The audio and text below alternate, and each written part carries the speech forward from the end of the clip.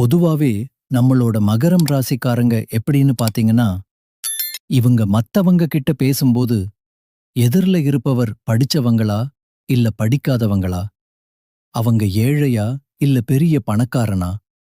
அவங்க உயர்ந்தவனா, தாழ்ந்தவனா? இப்பட இப்படிங்கிற எந்த ஒரு பாகுபாடும், ஏற்றத்தாழ்வும் பார்க்கவே மாட்டாங்க. எல்லார்கிட்டயும் ஒரே மாதிரி தான் அன்பு காட்டுவாங்க. ஒரே மாதிரி தான் பேசுவாங்க. அதே மாதிரி தான் பழகுவாங்க. இயல்பாவே இவங்க ரொம்ப துருதுருன்னு சுறுசுறுப்பா இருப்பாங்க. ஆனா அதே நேரத்துல இவங்களுக்கு கோபமும் கொஞ்சம் அதிகமாவே வருங்க. இவங்கள பொறுத்த வரைக்கும் நான் மட்டும் நல்லா இருக்கணும் அப்படிங்கிற சுயநலம் எல்லாம் துளி கூட கிடையாதுங்க. தன்னை சுத்தி இருக்கிற எல்லோருமே தாம் பழகுற எல்லாருமே நல்லா இருக்கணும் அப்படிங்கிற ஒரு உயர்ந்த பொதுநல குணத்தோட தாங்க இவங்க வாழ்ந்துகிட்டு இருக்காங்க. இவ்வளவு அருமையான தங்கமான நற்குணங்களைக் கொண்ட மகரம் ராசிக்கார அன்பர்களே, எல்லாரும் எப்படி இருக்கீங்க? நலமா இருக்கீங்களா? ஏங்கம்மா, நீங்க வேற எங்கள பார்த்து இப்படி ஒரு கேள்வி கேட்கிறீங்களே? எங்கள பார்த்தா இப்போ நலமா இருக்கிற மாதிரியா தெரியுது? அப்படின்னு நீங்க உங்க மனசுல நினைக்கிறது எனக்கு நல்லாவே புரியுதுங்க. மகரம் ராசிக்கார நேயர்களே, கலங்காதீங்க. உங்க வாழ்க்கையில் இப்போ இருக்கக்கூடிய இந்த கஷ்டமான சூழ்நிலை எல்லாமே பனி போல கரைஞ்சு போகப் போகுதுங்க. உங்களுடைய வாழ்க்கையே ஒரு அருமையான, வசந்தமான வாழ்க்கையா மாறப்போகுதுங்க. இது சத்தியம். நீண்ட நாட்களாக திருமணம் ஆகாதவர்களுக்கு அந்த திருமண தடை முற்றிலுமா நீங்கி உங்களுக்கேற்ற உங்க மனசுக்கு பிடிச்ச சரியான வாழ்க்கை துணையோடு திருமணம் நடக்கப் போகுதுங்க. அதேபோல குழந்தை பாக்கியம் இல்லையேன்னு ஏங்கிட்டு இருந்தவர்களுக்கு அழகான குழந்தை பாக்கியம் கிடைக்கப் போகுதுங்க. ரொம்ப நாளா இழுபறியா இருந்த இந்த பூர்வீக சொத்து ரீதியாக இருந்த அனைத்து பிரச்சனைகளுக்கும் ஒரு நிரந்தரமான தீர்வு கிடைக்கப் போகுது. உங்களுக்கு நியாயமாக வரவேண்டிய அந்த பூர்வீக சொத்து தானாகவே உங்க கையில வந்து சேரப்போகுதுங்க. உங்க வாழ்க்கையில இதுநாள் வரைக்கும் இருந்த அனைத்து பிரச்சனைகளுக்கும் தீர்வு கிடைக்கக்கூடிய நேரம் வந்தாச்சு. குறிப்பா உங்களுடைய உடல்நிலை ரொம்பவே ஆரோக்கியமா, தெம்பா இருக்க போகுதுங்க. ஆனா ஒரு சின்ன விஷயம். நம்மளுடைய மகரம் ராசிக்காரங்க அடிக்கடி உண்ட வீட்டுக்கு ரெண்டகம் பண்றது போன்ற கசப்பான அனுபவங்களை சந்திக்க நேரிடும். அதாவது இவர்கள் யாரை நம்பி அவங்க நல்லா இருக்கணும்னு வளர்த்து விடுறாங்களோ அது அவங்களுக்கே துரோகமா முடியலாம். அதனால மகரம் ராசிக்காரங்க தயவு செஞ்சு யாரையும் கண்ணை மூடிக்கிட்டு அதிகமா நம்ப வேண்டாங்க. யாரையும் அளவுக்கு அதிகமா வளர்த்து விடவும் வேண்டாம். யார் எந்த இடத்துக்கு தகுதியானவர்களோ அவர்களுக்கு அந்த இடத்தை மட்டும் கொடுங்க. அதுதான் நல்லது. பாவம்னு இறக்கப்பட்டு எல்லாரையும் வீட்டுக்குள்ள அனுமதித்தா அதுவே பின்னாள்ல பெரிய தலைவலியா பிரச்சனையா மாறிடும். மகரம் ராசிக்காரர்களுக்கு இயல்பாவே தெய்வ நம்பிக்கை ரொம்ப அதிகமாயிருக்கு. அதேபோல தன்னுடைய சொந்த உழைப்பின் மீது அபாரமான நம்பிக்கை அதிகமாயிருக்கு. யாராவது வாய்ப்பு தருவதா சொன்னா, அட இதை இழக்கக்கூடாது அப்படின்னு நினைத்து சிலரை நம்பி ஏமாந்து விடுறாங்க. இதனால நமக்கு கெட்டதுதான் நடக்கும். அதனால உங்க வீட்டுக்குள்ள யாரை அனுமதிக்கிறீர்கள் அப்படிங்கிறத ரொம்ப ரொம்ப கவனமா இருந்துக்கோங்க. உங்களுடைய ரகசியங்களை யார்கிட்டயும் சொல்லாம பாதுகாப்பாக வச்சுக்கோங்க. உங்க வீட்ல இருக்கிற கெட்ட சக்தி விலக சனிக்கிழமைகள்ல மறக்காம நல்லெண்ணெய் தீபம் ஏற்றி விநாயகர் பெருமானுக்கு வழிபாடு செய்யுங்க. ஒவ்வொரு சனிக்கிழமையும் பக்கத்துல இருக்கிற பிள்ளையார் கோயிலுக்கு போயிட்டு தீபம் ஏற்றி மனதார வழிபாடு செய்யுங்க. இதனால உங்க வாழ்க்கையில உள்ள துஷ்ட சக்திகள், மன வருத்தங்கள் எல்லாம் உங்களை விட்டு நீங்கி போயிரும். அதேபோல உங்க வீட்டு பூஜை அறையில சாமிக்கு பூஜை செய்த பிறகு பானகம் செய்து அதுல கொஞ்சம் பச்சை கற்பூரம் மற்றும் ஏலக்காய் பொடி கலந்து வீட்டின் மையப்பகுதியில வச்சு உங்க குலதெய்வத்தை மனசார நினைச்சு நிவேதனம் செய்யுங்க. பிறகு அந்த பானகத்தை எடுத்து வீட்டு வாசல்ல தெளிச்சு ஊத்திருங்க. இல்லைனா மாடு, ஆடு போன்ற வாய் இல்லாத கால்நடைகளுக்கு குடிக்க கொடுத்துருங்க. முக்கியமா சனிக்கிழமைகள்ல சாண விளக்கு அப்படின்னு நாட்டு மருந்து கடைகள்ல கிடைக்குங்க.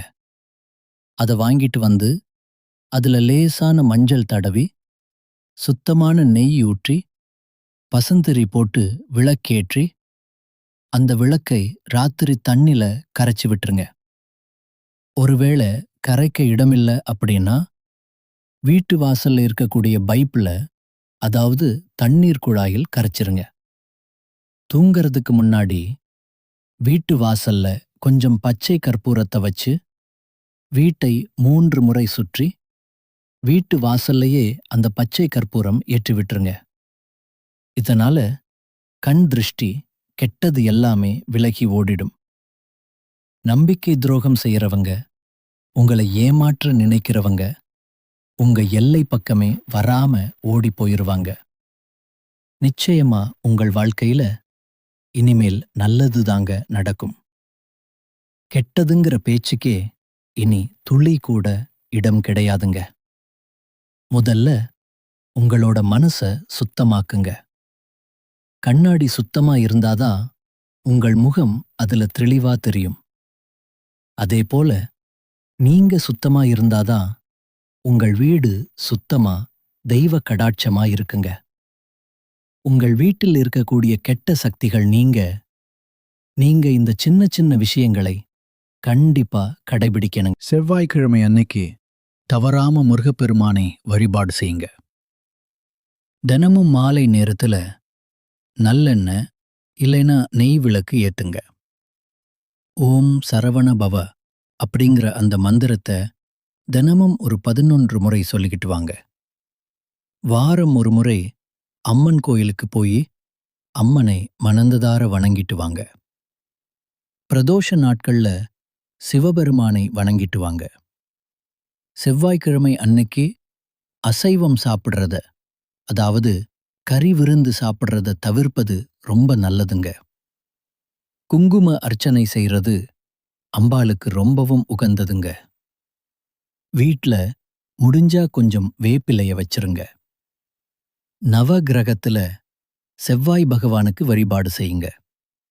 வீட்ல கண் திருஷ்டி பொம்மை வாசல்ல தொங்க விட்டுருங்க. செவ்வாய்க்கிழமைகள்ல சிவப்பு நிற உடை அணிஞ்சுக்கோங்க. நெற்றியில மங்களகரமா குங்குமம், சந்தனம் வச்சுக்கோங்க. வலது கையில செம்பு காப்பு போட்டுக்கோங்க. வாரத்துக்கு ஒரு முறை கடுகு, உப்பு வச்சு திருஷ்டி சுத்தி போட்டுக்கோங்க. வீட்டை தினமும் சுத்தமா வாசனையா வச்சுக்கோங்க. உடைந்த கண்ணாடி, உபயோகப்படாத பழைய பொருட்களை உடனே வீட்டை விட்டு அகற்றிருங்க. வெளிய போறதுக்கு முன்னாடி உங்க இஷ்ட தெய்வத்தை மனசுல நினைச்சிட்டு அதுக்கப்புறம் வெளியில கிளம்புங்க. சரியான உறங்குற நேரத்துல உறங்குங்க. காலையில எழுந்ததும் வெறும் வயிற்றில வெதுவெதுப்பான வெந்நீர் குடிங்க. வாரத்துக்கு ஒரு நாள் நல்லெண்ணெய் தேய்த்து தலைக்கு குளிங்க. கோபத்தை எப்பவுமே கட்டுப்பாடோட வச்சுக்கங்க. தேவையில்லாம தற்பெருமை பேசாம இருக்கிறது ரொம்பவும் நல்லதுங்க. எல்லோர்கிட்டேயும் உங்க ரகசியத்தை பகிரக்கூடாதுங்க. மனம் கலங்கும்போது வார்த்தைகளை விடாம மௌனமா இருந்துக்கோங்க. தினமும் குறைஞ்சது ஒரு 5 நிமிஷமாவது தியானம் பண்ணுங்க. தீய வார்த்தைகளை பேசுறத தவிர்த்துருங்க. எதிர்மறை எண்ணம் கொண்ட மனிதர்களிடமிருந்து கொஞ்சம் தூரமாவே இருந்துக்கோங்க. பொறாமை, கோபத்தை குறைச்சிக்கோங்க. பிறரை மதித்து பேசுங்க. தினமும் இறைவனுக்கு நன்றி சொல்லும் பழக்கத்தை வச்சுக்கோங்க.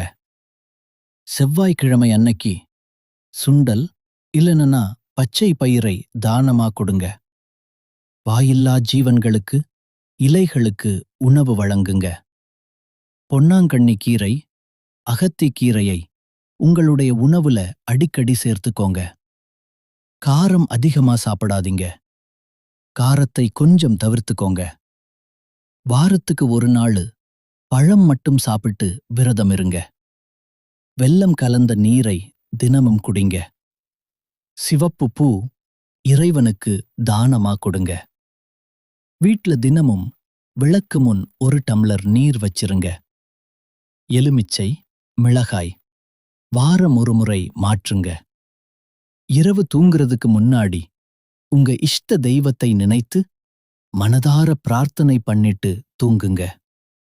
செவ்வாய்க்கிழமை மாலை நேரத்துல நீங்க செய்யக்கூடிய ஒரு முக்கியமான பரிகாரம் என்னன்னு பார்க்கலாம். ஒரு எலுமிச்சை, 2 கிராம்பு, ஒரு பச்சை மிளகாய் இதை வாசல்ல வச்சு விளக்கு ஏற்றி முருகனை மனதில் நினைத்து வேண்டிக்கோங்க. உங்கள் வீட்டில் இருக்கக்கூடிய கெட்ட சக்திகள் எல்லாமே சட்டுன்னு விலகி போயிரும். உங்களுடைய குடும்பத்துல இனிமேல் நல்லதுதாங்க நடக்கும். உங்கள் வீட்டில் தீய சக்திகள் இருந்தா நீங்க வீட்ல என்னென்ன தெய்வ புகைப்படங்களை வைக்கலாம் அப்படிங்கறத பத்தி இப்ப தெரிஞ்சுக்கலாங்க. காஞ்சி காமாட்சி அம்மன் தீய சக்திகளை அழிக்கக்கூடிய அபார சக்தி இந்த தெய்வத்துக்கு இருக்கு. வீட்ல தைரியம், பாதுகாப்பு தரக்கூடியதா இது இருக்கும். அடுத்ததா காளி மற்றும் பத்ரகாளி. கெட்ட சக்திகள் கண் திருஷ்டியை விலக்க இது உதவுது. பயம் மற்றும் தடைகளை நீக்க இது உதவுது. காக்கும் கடவுள் மகாவிஷ்ணு. இவர் மன அமைதி மற்றும் பாதுகாப்பு தரக்கூடிய தெய்வம். எதிர்மறை எண்ணங்களை குறைக்கிறதுக்கு இந்த தெய்வம் உங்களுக்கு ஒரு பெரிய பாதுகாப்பாயிருக்கும். அடுத்தது ஆஞ்சநேயர். தீய ஆவிகள், தேவையற்ற பயம் விலக நம்மளுக்கு ஆஞ்சநேயர் எப்பவுமே துணையாயிருப்பாரு. வீட்டை காக்கக்கூடிய ஒரு காவல் தெய்வமா இவர் இருப்பாரு. அடுத்தது பைரவர். இவர் இரவு நேர எதிர்மறை சக்திகளை விரட்டி அடிக்கக்கூடியவராயிருக்காரு. வீட்டு சுற்றுப்புற பாதுகாப்புக்கு பைரவர் எப்பவுமே பாதுகாப்பாயிருப்பாரு. நரசிம்மர். தீய சக்திகளை முற்றிலும் அழிக்கக்கூடிய உக்கிர சக்தி இவருக்கு இருக்கு. சக்தி வாய்ந்த பாதுகாப்பு தெய்வமா இவர் இருக்காரு. சாய்பாபா. மன அமைதியை அளிக்கக்கூடிய கருணை தெய்வமாயிருக்காரு. தீய எண்ணங்கள், கவலைகளை விலக்க இவர் நமக்கு துணையாக இருப்பாருங்க.